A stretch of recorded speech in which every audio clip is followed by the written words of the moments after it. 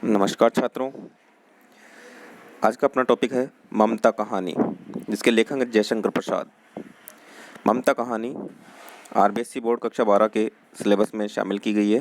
तो आज हम इस कहानी का अध्ययन करेंगे। ममता कहानी, लेखक हैं जयशंकर प्रसाद। पहले हम जयशंकर प्रसाद का परिचय देखते हैं। जयशंकर प्रसाद का जन्म सन 1889 में हुआ था। जन्म 1889 में और मृत्यु 1937 ईस्वी में हुई थी। बहुमुखी प्रतिभा के धनी जयशंकर प्रसाद का जन्म वाराणसी में एक प्रतिष्ठित परिवार में हुआ था। बचपन में ही पिता के निधन से पारिवारिक उत्तरदायित्व का बोझ इनके कंधों पर आ गया था। इनके पिताजी की डेथ बचपन में ही हो गई थी। मात्र 8वीं कक्षा तक औपचारिक शिक्षा प्राप्त करने के बाद स्वाध्याय द्वारा उन्होंने संस्कृत, पाली, हिंदी, उर्दू व अंग्रेजी भाषाओं का तथा साहित्य का विशद ज्ञान प्राप्त किया था। इन्होंने स्कूल से 8वीं कक्षा तक ही अध्ययन किया था। बाकी घर में रहकर ही इन्होंने स्वाध्याय से इन भाषाओं का अध्ययन किया था, संस्कृत, पाली, उर्दू, हिंदी, अंग्रेजी का। प्रसाद की रचनाएं भारत के गौरवमय इतिहास व संस्कृति से अनुप्राणित हैं। इन्होंने इतिहास को ध्यान में रखते हुए बहुत सी रचनाएं लिखी हैं। कामायनी उनका सर्वाधिक लोकप्रिय महाकाव्य है। कामायनी, जिसमें आनंदवाद की नई संकल्पना समरसता का संदेश निहित है। आनंदवाद की स्थापना की गई है किसमें? कामायनी महाकाव्य में।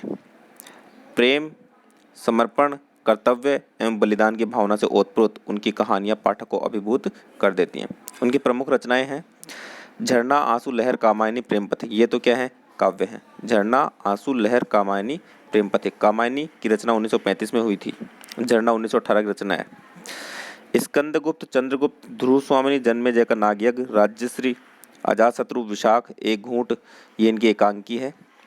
कामना, करुणालय, कल्याणी, परिण्य, कल्याणी परिण्य एक ही है। अग्निमित्र, प्रायश्चित, सज्जन, ये सारे इनके क्या हैं? नाटक। स्कंदगुप्त से लेकर सज्जन तक ये क्या है? नाटक। छाया, प्रतिध्वनि, आकाशदीप, आंधी, इंद्रजाल, ये क्या है? इनके कहानी संग्रह। और इनके उपन्यास हैं कंकाल, तितली और इरावती, जिनमें इरावती इनका जो अधूरा उपन्यास है। ये इनकी रचनाएं हैं, बहुत ही महत्वपूर्ण रचनाएं हैं। जो इनके नाटक हैं चंद्रगुप्त, स्कंदगुप्त, ध्रुव स्वामिनी, ये सारे क्या कौन से नाटक हैं? ऐतिहासिक नाटक हैं। इनमें इतिहास के विषय के ऊपर आधारित ये नाटक हैं। प्रस्तुत पुस्तक में संकलित कहानी ममता, यहाँ पे जो ममता कहानी है उसमें क्या बताया गया है? ममता अपने कर्तव्य पथ से मुंह न मोड़ने वाली एक ऐसी स्त्री की कहानी है जिसने युद्ध में हारे हुमायूं को अपने घर में शरण देकर उसकी जान बचाई थी। ऐसी स्त्री की कहानी है। हुमायूं उसका घर बनवाकर उपकार का ऋण चुकाना चाहता था।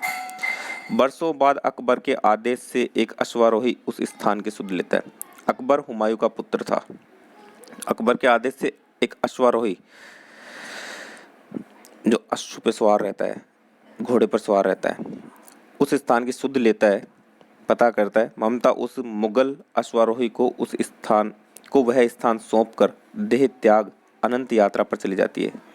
उस व्यक्ति को, जो अश्वारोही आता है उसके घर में, उसको वह स्थान सौंप देती है और प्राण त्याग देती है। वहाँ एक अष्टकोण आकर्षक मंदिर बनाया गया, जिसके शिलालेख पर लिखा गया। शिलालेख होता है जो पत्थर में नाम खुदवा कर लिखवाए जाते हैं। शिला के ऊपर लेख लिखवाया जाता है कि ये किसके द्वारा बनवाया गया है, ऐसा कुछ। उस शिलालेख पर क्या लिखवाया गया? सातों देश के नरेश हुमायूं ने एक दिन यहाँ विश्राम किया था। उनके पुत्र अकबर ने उनकी स्मृति में गगनचुंबी मंदिर बनाया, मगर ममता का कहीं नाम नहीं था। तो देखो, ममता ने इतना त्याग किया लेकिन ममता का कहीं नाम नहीं आया। अब हम मुख्य कहानी पर आते हैं। हाँ, रोहतास दुर्ग के प्रकोष्ठ में बैठी हुई युवती ममता। प्रकोष्ठ होता है बरामदा। जो दुर्ग था रोहतास दुर्ग, उसका बरामदा, वहाँ बरामदे में बैठी हुई युवती कौन? ममता। युवती मतलब जवान लड़की। शोण के तीक्ष्ण गंभीर प्रवाह को देख रही थी, मतलब लालिमा को निहार रही थी। शोण होता है लालिमा युक्त जो वातावरण होता है, उसको गंभीरता के साथ वो देख रही थी। ममता क्या थी? विधवा स्त्री थी, विधवा थी। उसका यौवन शोण के समान ही उमड़ रहा था, लालिमा से युक्त होकर उमड़ रहा था। मन में वेदना थी, मस्तक में आंधी थी, आंखों में पानी की बरसात लिए वह सुख के कंटक शयन में विकल थी। सुख के कांटों के शयन में व्याकुल थी वो। मतलब उसके पास सब कुछ था, सारी सुख सुविधाएं थी, लेकिन उसके बावजूद भी उसके पास कुछ नहीं था। क्यों नहीं था? क्योंकि वो क्या थी? विधवा स्त्री थी। सब कुछ होते हुए भी कुछ नहीं था उसके पास। वह रोहतास दुर्गपति के मंत्री चूड़ामणि की अकेली दुहिता थी। अकेली दुहिता मतलब होता है पुत्री या बेटी। दुहिता क्या होता है? पुत्री या बेटी। और किसकी बेटी थी वो? रोहतास दुर्गपति। जो रोहतास दुर्ग था उसका जो दुर्गपति था, जो राजा था, उसके मंत्री का नाम क्या था? चूड़ामणि। उस चूड़ामणि की बेटी थी कौन? ममता। फिर उसके लिए कुछ अभाव होना असंभव था, इसलिए किसी चीज़ की कमी नहीं थी उसके पास, क्योंकि वह तो मंत्री की बेटी थी। और मंत्री की बेटा बेटियों के पास किसी चीज़ की कमी नहीं हुआ करती है, आज भी नहीं होती है। परंतु वह विधवा थी, इसलिए उसके पास क्या थी? हर चीज़ की कमी थी। हिंदू विधवा संसार में सबसे तुच्छ निराश्रय प्राणी है। निराश्रय मतलब बेसहारा। हिंदू स्त्री जब विधवा हो जाती है तो वह सबसे निराश्रय प्राणी मानी गई है, बेसहारा हो जाती है। तब उसकी विडंबना का कहाँ अंत था? विडंबना होता है दुर्भाग्य, मतलब उसके दुर्भाग्य का कोई अंत नहीं था। मंत्री की बेटी तो थी, लेकिन उसके बावजूद भी उसके पास कुछ नहीं था। वैसे किसी रहने खाने की किसी चीज़ की कमी नहीं थी, लेकिन पति नहीं था, इसका मतलब कुछ भी नहीं था उसके पास।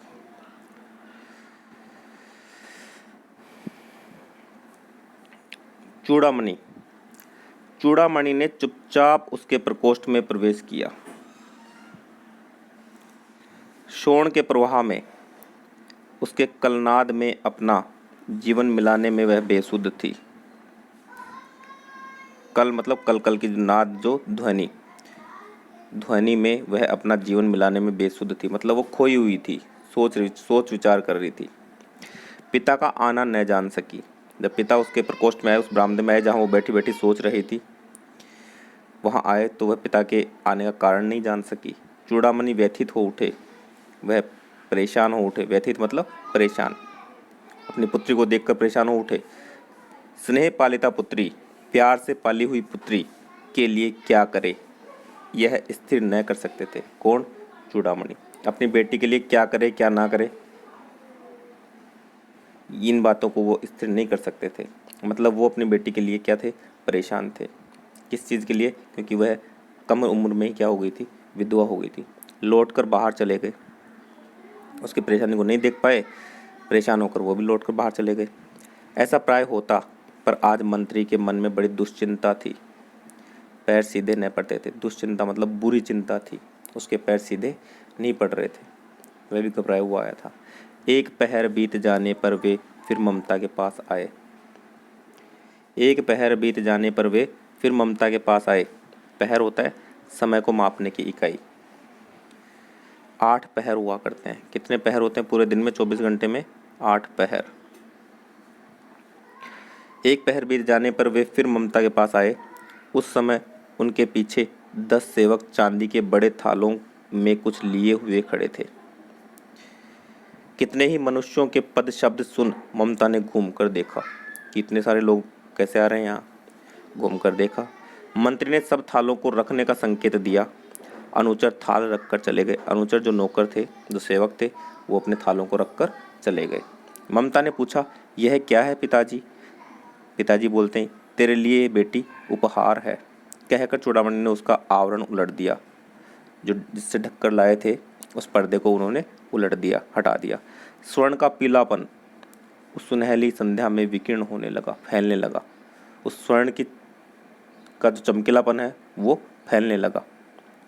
ममता चौंक उठी। इतने सारे सोने को देखकर वो चौंक उठी। इतना स्वर्ण, यह कहाँ से आया? अपने पिता से प्रश्न करती। चुप रहो ममता, यह तुम्हारे लिए। ये किसने कहा? चूड़ामणि ने कहा, उसके पिता ने कहा। तो क्या आपने मलेच्छ का उत्कोच स्वीकार कर लिया?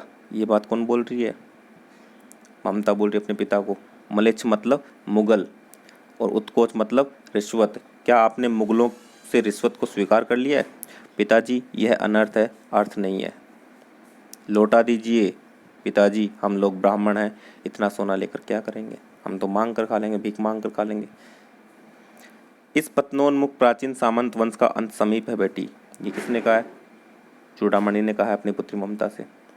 ये पतन की तरफ जा रहा है, ये सामंत वंश।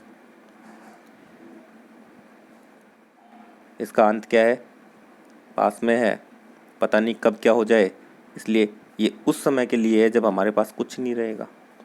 किसी भी दिन शेरशाह रोहिताश्व पर अधिकार कर सकता है। रोहिताश्व मतलब जो दुर्ग था, रोहिताश्व के किले पर अधिकार कर सकता है। कौन कर सकता है? शेरशाह। ये बात कौन बोल रहा है? चूड़ामणि अपनी बेटी को बोल रहा है। उस दिन मंत्रित्व न रहेगा, तब के लिए है बेटी। वो उसको समझा रहा है ममता को कि कब के लिए? कि जब मेरे पास मंत्रित्व नहीं रहेगा, मंत्री का पद नहीं रहेगा, तब के लिए है बेटी ये। हे भगवान, तब के लिए, विपद के लिए, विपद मतलब विपदा के लिए, कठिनाई युक्त समय के लिए इतना आयोजन, पहले ही इतना आयोजन कर रहे हो। परम पिता की इच्छा के विरुद्ध इतना साहस किया आपने पिताजी। क्या भीख नहीं मिलेगी? क्या कोई हिंदू भूपृष्ठ पर न बचा रह जाएगा जो ब्राह्मण को 2 मुट्ठी अन्न दे सके? यह असंभव है। फेर दीजिए पिताजी, फेर दीजिए मतलब वापस कर दीजिए पिताजी। मैं कांप रही हूँ, मैं डर रही हूँ इस सोने से। इसकी चमक आंखों को अंधा बना रही है। मुझसे नहीं देखा जा रहा इतना सोना, और वो भी रिश्वत का सोना। और किसकी रिश्वत? मुगलों की रिश्वत। मूर्ख है कहकर चूड़ामणि चले गए। चूड़ामणि अपनी बेटी ममता को मूर्ख बताकर चले गए। दूसरे दिन जब डोलियों का तांता भीतर आ रहा था, डोलियों की श्रृंखला, लाइन भीतर आ रही थी। कहाँ आ रही थी? दुर्ग में। कौन से दुर्ग में? रोहिताश्व दुर्ग में। ब्राह्मण मंत्री चूड़ामणि का हृदय धक धक करने लगा। वह जान गया था कि कौन आ रहा है, शेरशाह के लोग आ रहे हैं। वह अपने को रोक नहीं सका। उसने जाकर रोहिताश्व दुर्ग के तोरण पर, मतलब मेन दरवाजे पर, डोलियों का आवरण खुलवाना चाहा। तो पठानों ने क्या कहा? यह महिलाओं का अपमान करना है, इसलिए हम डोलियों का आवरण नहीं खोल सकते। यह महिलाओं का अपमान करना है। बात बढ़ गई, तलवारें खींची दोनों तरफ से। ब्राह्मण वहीं मारा गया। कौन ब्राह्मण? चूड़ामणि। चूड़ामणि वहीं मारा गया, ममता का पिता। और राजा रानी और कोष, कोष मतलब खजाना, सब क्या हो गए? छली शेरशाह के हाथ पड़ गए। कोष क्या होता है? खजाना। छली मतलब धोखेबाज, शेरशाह के हाथ पड़े। निकल गई ममता। ये सारे किसके हाथ पड़ गए? शेरशाह के हाथ आ गए। लेकिन वहाँ से बचकर कौन निकल गई? ममता, चूड़ामणि की एकमात्र दुहिता पुत्री। डोली में मरे हुए पठान, ये क्या है? डोली में भरे हुए पठान। डोली में भरे हुए पठान मतलब महिलाओं के वेश में कौन आए थे? पठान सैनिक आए थे। डोली में भरे हुए पठान सैनिक दुर्ग भर में फैल गए, पूरे किले में फैल गए, पर ममता कहीं नहीं मिली। वो फरार हो गई थी, भाग गई थी वहाँ से अपनी जान बचा के। अब है तीसरा पार्ट। अब कहानी का दूसरा पार्ट है। पहले तो यहाँ पे वहाँ के वातावरण का दृश्य प्रस्तुत किया गया है, क्योंकि ये पहले पार्ट के कुछ समय बाद की घटना का वर्णन किया गया है इस दूसरे पार्ट में। तो पहले वातावरण का वर्णन किया गया है। काशी के उत्तर धर्मचक्र विहार। धर्मचक्र विहार होते हैं बौद्ध धर्म के उपासना स्थलों को कहा गया है धर्मचक्र विहार। मौर्य और गुप्त सम्राटों की कीर्ति का खंडर था। ये धर्मचक्र विहार किसने बनवाए थे? मौर्य काल के और गुप्त काल के सम्राटों ने, राजाओं ने। भग्न चूड़ा, जो नष्ट किए गए शिखर थे। तृण गुल्मों से ढके हुए प्राचीर, प्राचीर मतलब नगर की जो दीवारें थी वो किससे ढकी हुई थी? झाड़ जकाड़ से। ईंटों की ढेर में बिखरी हुई भारतीय शिल्प की विभूति मतलब भव्यता। भारतीय शिल्प, भारतीय शिल्प मतलब भारत की शिल्पकला बहुत फेमस रही है, प्रसिद्ध रही है। पत्थरों के ऊपर खुदाई करना क्या कहलाता है? शिल्पकला। तो भारतीय शिल्प की विभूति मतलब भव्यता, सुंदरता। ग्रीष्म की चंद्रिका, ग्रीष्म मतलब गर्मी की चांदनी में, चंद्रिका मतलब चांदनी में अपने को क्या कर रही थी? शीतल। ये वहाँ के वातावरण का वर्णन किया गया, दृश्य को प्रस्तुत किया गया इस पैराग्राफ में। आगे है, जहाँ पंचवर्गीय भिक्षु गौतम बुद्ध का उपदेश ग्रहण करने के लिए पहले मिले थे, उसी स्तूप के भग्नावशेष में, भग्नावशेष होता है जो नष्ट किए गए अवशेष बचे हैं, कि मलिन छाया में, कि मैली छाया में, एक झोंपड़ी के दीपालोक में, दीप के प्रकाश में, दिए के प्रकाश में एक स्त्री पाठ कर रही थी। क्या पाठ कर रही थी? अनन्याश्चिन्तयन्तो मा ये जना पर्युपासते। इसका अर्थ है जो लोग मुझे अनन्य मानकर मेरी उपासना करते हैं, ऐसा कुछ इसका अर्थ है। ऐसा वो पाठ कर रही थी। पाठ रुक गया। एक भीषण और हताश आकृति दीप के मंद प्रकाश में सामने खड़ी थी। जो दीपक जल रहा था जहाँ पे वो पाठ करी थी, उसके मंद प्रकाश में, दीपक में कितनी रोशनी आती है? धीमी धीमी रोशनी आती है, मंद मंद प्रकाश आता रहता है। उस मंद प्रकाश के में सामने खड़ी थी। स्त्री उठी, उसने कपाट बंद करना चाहा। कपाट मतलब दरवाजा या किवाड़ बंद करने चाहे, परंतु उस व्यक्ति ने कहा, माता मुझे आश्रय चाहिए, माता मुझे आश्रय चाहिए। ममता बोलते, तुम कौन हो? स्त्री ने पूछा। वो स्त्री कौन है? ममता है ये। कि तुम कौन हो? मैं मुगल हूँ, चौसा युद्ध में शेरशाह से विपन्न होकर रक्षा चाहता हूँ, इस रात अब आगे चलने में असमर्थ हूँ। ये किसने कहा? जो आश्रय चाहने वाला आया था, जो आश्रय लेने आया था उस स्त्री के पास में। स्त्री कौन थी? ममता थी। वो बोलता है मैं मुगल हूँ और चौसा युद्ध में, कौन से युद्ध का वर्णन किया गया है? चौसा युद्ध में हार कर, किससे? शेरशाह से हार कर मैं रक्षा चाहता हूँ, इसलिए मैं आपसे क्या चाहता हूँ? आश्रय चाहता हूँ। विपन्न होकर मतलब संकटग्रस्त होकर, इस संकट के समय में आपसे रक्षा चाहता हूँ। क्या? शेरशाह से? स्त्री ने अपने ओठ काट लिए, मतलब वो भी आश्चर्यचकित हो गई कि शेरशाह से हार कर तुम मुझसे आश्रय चाहते हो? उसने कहा हाँ माता। शेरशाह का नाम सुनकर वो आश्चर्यचकित इसलिए हो गई क्योंकि शेरशाह ने या शेरशाह के लोगों ने, सैनिकों ने उसके पिता की भी हत्या की थी रोहतास दुर्ग में। परंतु तुम भी वैसे ही क्रूर हो, वहीं भीषण रक्त की प्यास तुम लोगों में भी है, वहीं निष्ठुर प्रतिबिंब है तुम्हारे मुख पर भी है। सैनिक, मेरी कुटी में स्थान नहीं, जाओ कहीं दूसरा आश्रय खोज लो। निष्ठुर होता है कठोर, वही कठोरता तुम लोगों में भी है जैसी शेरशाह में है। तुम भी क्रूर हो, अत्याचारी हो, तुम भी रक्त के प्यासे हो। तो उसने कह दिया जाओ कहीं दूसरा आश्रय खोज लो, मेरी कुटी में अर्थात मेरी झोपड़ी में तुम्हारे लिए स्थान नहीं है। गला सूख रहा है, साथी छूट गए हैं, अश्व गिर पड़ा है, अश्व मतलब घोड़ा गिर पड़ा है, इतना थका हुआ हूँ, इतना कहते कहते वह व्यक्ति धम से बैठ गया और उसने सामने ब्रह्मांड घूमने लगा। चक्कर आके वो गिर गया। स्त्री ने सोचा ये विपत्ति कहाँ से आ गई। उसने जल दिया, मुगल के प्राणों की रक्षा हुई। जैसे ही जल पिलाया उसको तो उसके प्राण बच गए। वह सोचने लगी ये सब विधर्मी दया के पात्र नहीं है, मेरे पिता का वध करने वाले आतताई हैं। आतताई मतलब अत्याचारी हैं। घृणा से उसका मन विरक्त हो गया, उदास हो गया। विरक्त मतलब उदास हो गया। स्वस्थ होकर, पानी पीने के बाद स्वस्थ होकर मुगल ने कहा माता तो फिर मैं चला जाऊं। स्त्री विचार कर रही थी, मैं ब्राह्मणी हूँ, मुझे तो अपने धर्म अतिथि देव की उपासना का पालन करना चाहिए, परंतु यहाँ नहीं। नहीं, ये सब विधर्मी दया के पात्र नहीं, परंतु यह दया तो नहीं, कर्तव्य करना है। तब ये सारे विचार किसके मन में चल रहे हैं? ये सारे विचार ममता के खुद के मन में चल रहे हैं कि मैं इसको आश्रय दूं या नहीं दूं। ये विधर्मी है लेकिन मेरा कर्तव्य है कि मैं आए हुए अतिथि की सेवा करूं। इस प्रकार के विचार उसके मन में चल रहे हैं। मुगल अपनी तलवार टेक कर खड़ा हुआ। उतनी हिम्मत नहीं थी कि वो सीधा सीधा खड़ा हो जाए, तलवार के सहारे से वो खड़ा हुआ। ममता ने कहा क्या आश्चर्य है कि तुम भी छल करो, ठहरो। ममता उस व्यक्ति से बोल रही है कि पता नहीं तुम भी अगर मेरे साथ धोखा करो तो। तब वो व्यक्ति बोलता है छल धोखा नहीं, तब नहीं स्त्री, तब नहीं रुकूंगा मैं यहाँ पे। अगर आपको विश्वास नहीं है तो मैं यहाँ पे नहीं रुकूंगा, जाता हूँ तैमूर का वंशधर और वो भी स्त्री से छल करेगा? जाता हूँ, भाग्य का खेल है। ऐसी बातें बोलकर वो जाने के लिए तैयार हो गया। ममता ने मन में कहा, यहाँ कौन दुर्ग है, यही झोपड़ी ने, जो चाहे ले ले, मुझे तो अपना कर्तव्य करना पड़ेगा। और वो बोल रही, यहाँ कौन सा मेरे पास दुर्ग है जो ये दुर्ग को छीन लेगा, मेरे से क्या धोखा करेगा, झोपड़ी ले लेगा।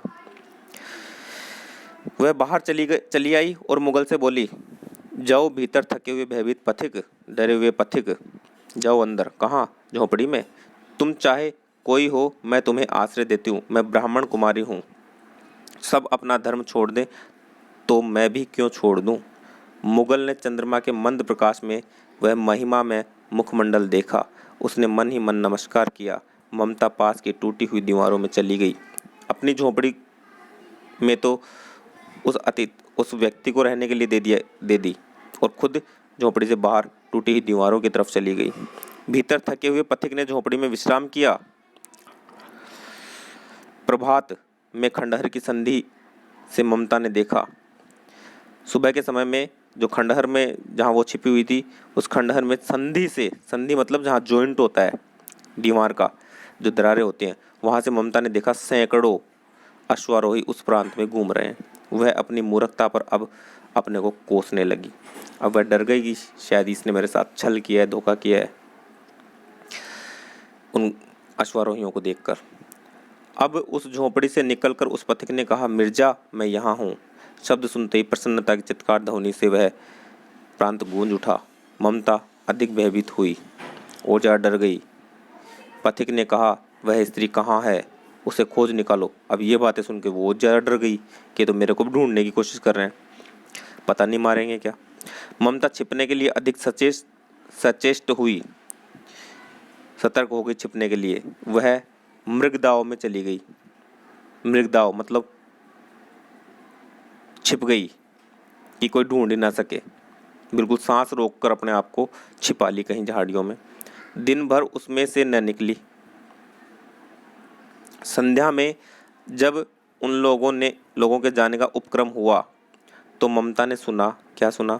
पथिक घोड़े पर सवार होते हुए कह रहा है। पथिक कौन? जो आकर आश्रय लिया था उसकी झोपड़ी में, वो घोड़े पर सवार होते हुए कह रहा है, मिर्जा, अपने सैनिकों को बोल रहा है, उस स्त्री को मैं कुछ दे न सका, उसका घर बनवा देना, क्योंकि मैंने विपत्ति में यहाँ विश्राम पाया है, संकट के समय यहाँ पे आराम किया है।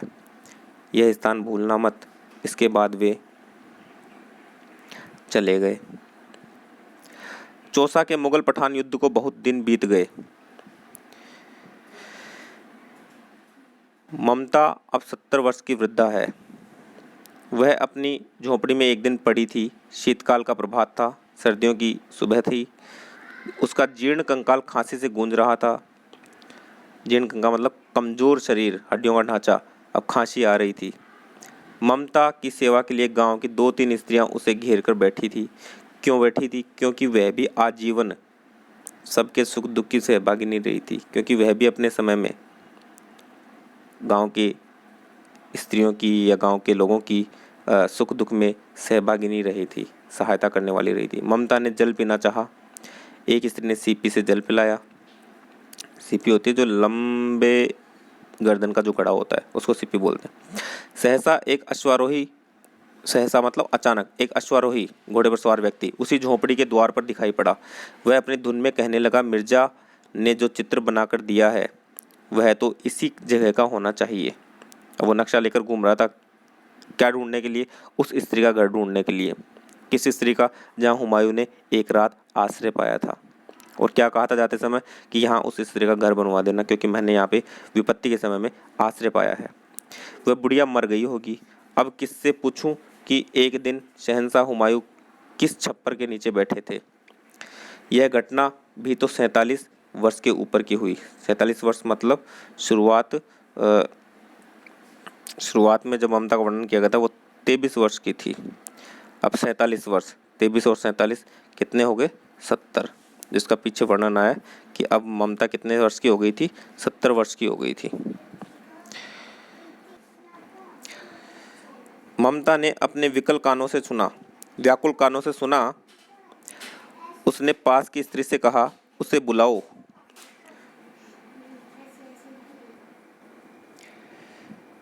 अश्वारोही पास आया। ममता ने रुक रुक कर कहा, मैं नहीं जानती कि वह शहंशाह था या साधारण मुगल, पर एक दिन इसी झोपड़ी के नीचे वह रहा था। मैंने सुना था कि वह मेरा घर बनवाने की आज्ञा दे चुका था। भगवान ने सुन लिया, मैं आज इसे छोड़ जाती हूँ, मतलब मैं तो आज जाने वाली हूँ, मरने वाली हूँ। अब तुम इसका मकान बनाओ या महल बनाओ, मैं अपने चिर विश्राम गृह में जाती हूँ, मतलब स्वर्ग में जाती हूँ। वह अश्वारोही अवाक खड़ा था, बोलने के लिए कुछ नहीं था उसके पास। उसकी बातें सुनकर वह चुप हो गया। बुढ़िया के प्राण पक्षी अनंत में उड़ गए, मतलब इतना कहकर बुढ़िया अपने प्राण त्याग देती है, मर जाती है। इतनी बातें सुनकर वो भी अवाक खड़ा था, वहाँ पे चुपचाप खड़ा था। वहाँ वह अष्टकोण मंदिर बना, वहाँ एक अष्टकोण मंदिर बना। कहाँ पे? उस बुढ़िया की झोपड़ी के स्थान पे एक अष्टकोण मंदिर बना और उस पर शिलालेख लगाया गया। शिलालेख जिसके बारे में मैंने पहले बताया, पत्थर पर नाम खुदवा कर लिखवाना, नाम खुदवा कर लगाना। क्या लिखवाया गया? सातों देश के नरेश हुमायूं ने एक दिन यहाँ विश्राम किया था। वो पथिक था, वो कौन था? हुमायूं था। उनके पुत्र अकबर ने उनकी स्मृति में यह गगनचुंबी मंदिर बनाया, पर उसमें ममता कहीं नाम नहीं था। जिसने इतना बड़ा त्याग किया, इतनी हेल्प की, उसका कहीं नाम नहीं आया। तो ये ममता कहानी कंप्लीट हुई। इसके शब्दार्थ हैं वो आप देख लीजिए। पहला प्रश्न है, कहानी की केंद्रीय पात्र ममता कौन थी? रोहतास दुर्गपति की दुहिता, शेरशाह के मंत्री की पुत्री, रोहतास दुर्गपति के मंत्री की दुहिता या हुमायूं की दुहिता? तो इसका सही जवाब है रोहतास दुर्गपति के मंत्री की दुहिता। दुहिता मतलब बेटी, और उसके मंत्री का नाम क्या था? चूड़ामणि। चूड़ामणि की बेटी थी ये।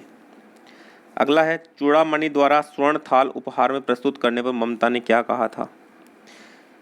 विपदा के समय यह काम आएगा? नहीं कहा। इतना सोना पाकर मैं धन्य हो गई? ऐसा भी नहीं कहा। तो क्या आपने म्लेच्छ का उत्कोच स्वीकार कर लिया? हाँ, ये बात कही थी ममता ने। तो क्या आपने म्लेच्छ का उत्कोच स्वीकार कर लिया? अपने पिता से कहा था, चूड़ामणि से। म्लेच्छ मतलब मुगलों का, उत्कोच मतलब रिश्वत। रिश्वत, क्या आपने मुगलों की रिश्वत स्वीकार कर ली है? इस स्वर्ण को रखने के लिए मेरे पास स्थान नहीं है, ऐसा भी नहीं कहा। उसने ये बात कही थी। अगला प्रश्न है, शेरशाह ने किस युद्ध में हुमायूं को पराजित किया था? तो किस युद्ध में? चौसा के युद्ध में, चौसा युद्ध में। शेरशाह ने ममता की झोपड़ी के स्थान पर अष्टकोण मंदिर बनवाया। किस बादशाह ने, किस बादशाह ने ममता की झोपड़ी के स्थान पर अष्टकोण मंदिर बनवाया? तो किसने बनवाया था? हुमायूं के पुत्र अकबर ने बनवाया था। किसने बनवाया था? अकबर ने। अकबर कौन था? हुमायूं का पुत्र था। किसने कहा, हे भगवान, तब के लिए, विपद के लिए इतना आयोजन? तो ये बातें किसने कही थी? ममता ने कही थी। ममता कौन थी? रोहतास दुर्ग के दुर्गपति, रोहतास दुर्ग के दुर्गपति की मंत्री, दुर्गपति के मंत्री की चूड़ामणि की दुहिता थी। रोहतास दुर्गपति के मंत्री की दुहिता मतलब बेटी। अगला प्रश्न है, ममता ने स्वर्ण मुद्राओं का उपहार लेने से मना क्यों कर दिया? तो स्वर्ण मुद्राओं का उपहार लेने से मना इसलिए कर दिया क्योंकि यह धन उसके पिता ने शेरशाह से रिश्वत के रूप में लिया था, और ममता ब्राह्मण जाति की थी, संतस्य स्वभाव की थी। उसे विश्वास था कि धरती पर रहने के लिए उसे कोई ना कोई दो मुट्ठी अन्न तो दे ही देगा, इसलिए उसने इतने धन को लेने से मना कर दिया। अगला प्रश्न है, हुमायूं कब और क्यों ममता की झोपड़ी में आश्रय के लिए आया था? हुमायूं शेरशाह से चौसा युद्ध में परास्त होने के पश्चात, हार जाने के बाद ममता की झोपड़ी में आश्रय लेने आया था। उसके साथी सैनिक पीछे छूट गए थे और वो रास्ता भटक गया था। रात ज़्यादा हो गई थी, भूखा प्यासा था और बहुत थका हुआ था। वह चलने फिरने में भी असमर्थ हो रहा था, इसलिए उसने ममता की झोपड़ी में आश्रय लिया था। अगला प्रश्न है, इस कहानी में भारतीय संस्कृति के किन किन मूल्यों को उभारा गया है? भारतीय संस्कृति के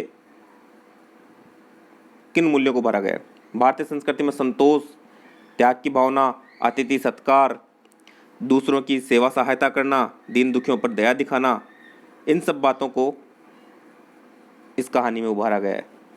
ममता के चरित्र में भी ये सभी गुण हैं, उनको भी यहाँ पे उभारा गया है। अगला प्रश्न है, शेरशाह ने किस प्रकार रोहतास दुर्ग पर कब्जा किया? शेरशाह ने छलपूर्वक रोहतास दुर्ग पर कब्जा किया।